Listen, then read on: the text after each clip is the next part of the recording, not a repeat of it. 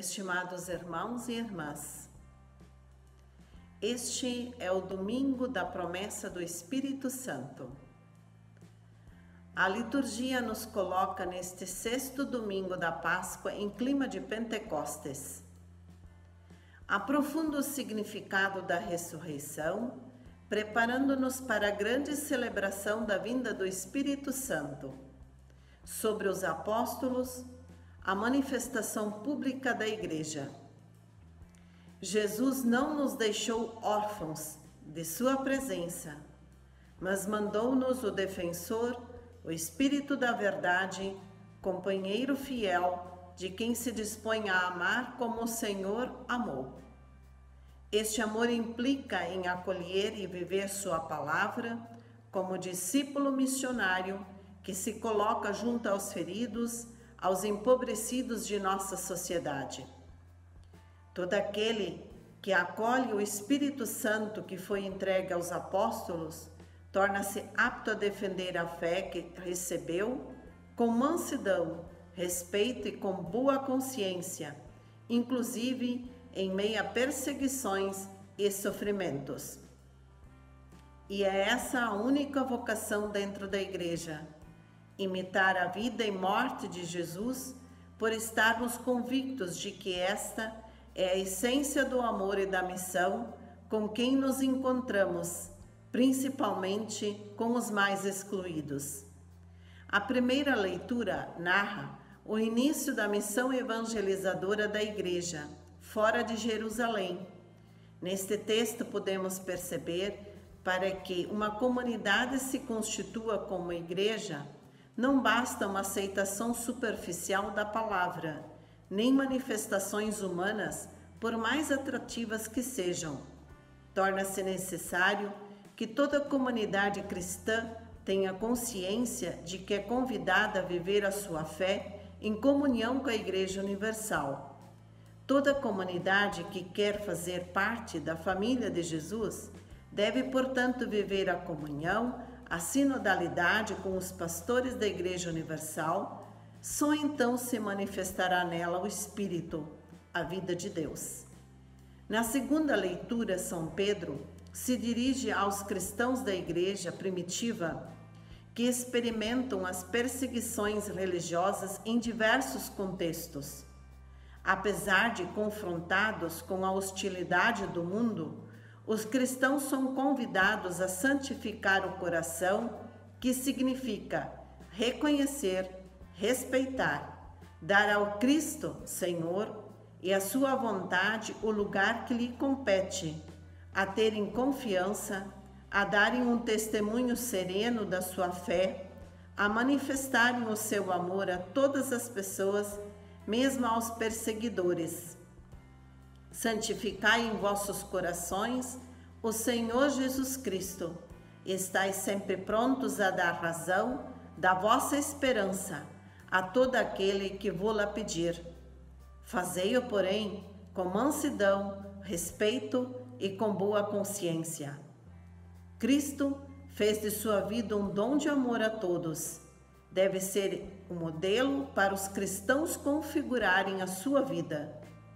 O texto exorta aos cristãos a prática da não violência em meio aos conflitos, a perseverança e a fidelidade aos compromissos assumidos com Cristo no batismo. O Evangelho faz parte do discurso da despedida de Jesus. É o testamento que o Mestre deixa à comunidade antes de partir. Os discípulos se mostram abalados e tristes. Jesus os anima, declarando que não os deixará órfãos no mundo. Não vos deixarei órfãos, eu virei a vós. Ele vai ao Pai, mas vai encontrar um modo de continuar presente e de acompanhar a caminhada dos seus discípulos. Jesus promete a eles o envio de um defensor, de um intercessor, que irá animar a comunidade cristã e conduzi-la ao longo da sua história. Para isso, é preciso um amor autêntico, que se manifesta na observância dos mandamentos. Quem acolheu os meus mandamentos e os observa, esse me ama. Ora, quem me ama será amado por meu Pai, e eu o amarei e me manifestarei a ele.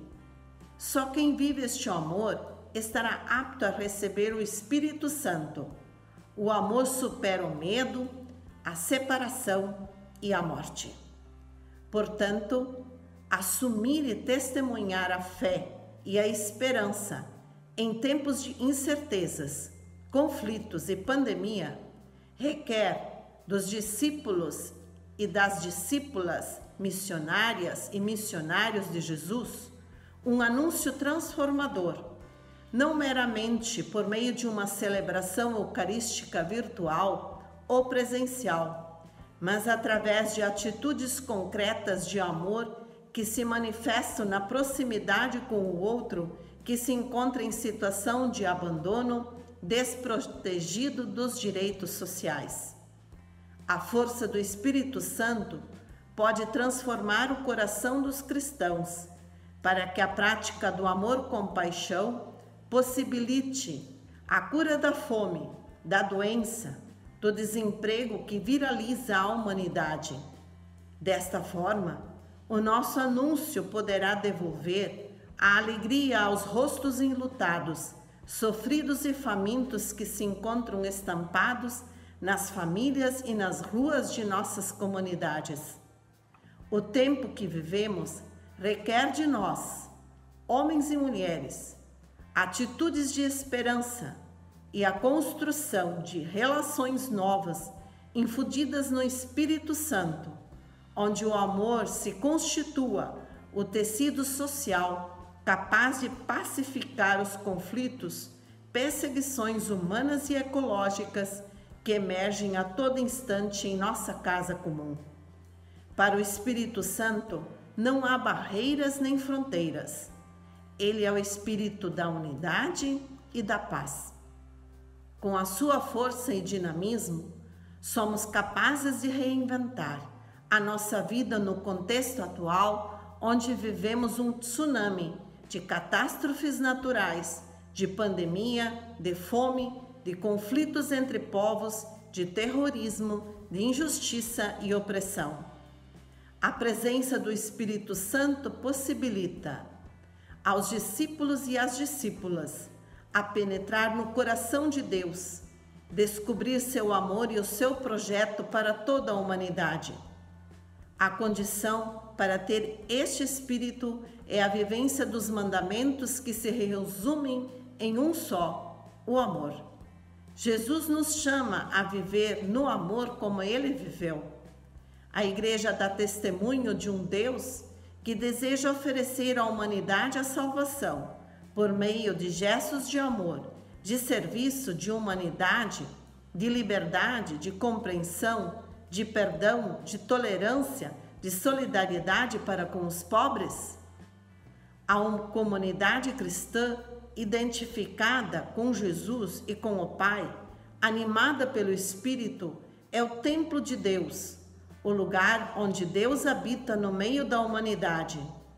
Através dela, o Deus libertador continua a concretizar o seu projeto de salvação.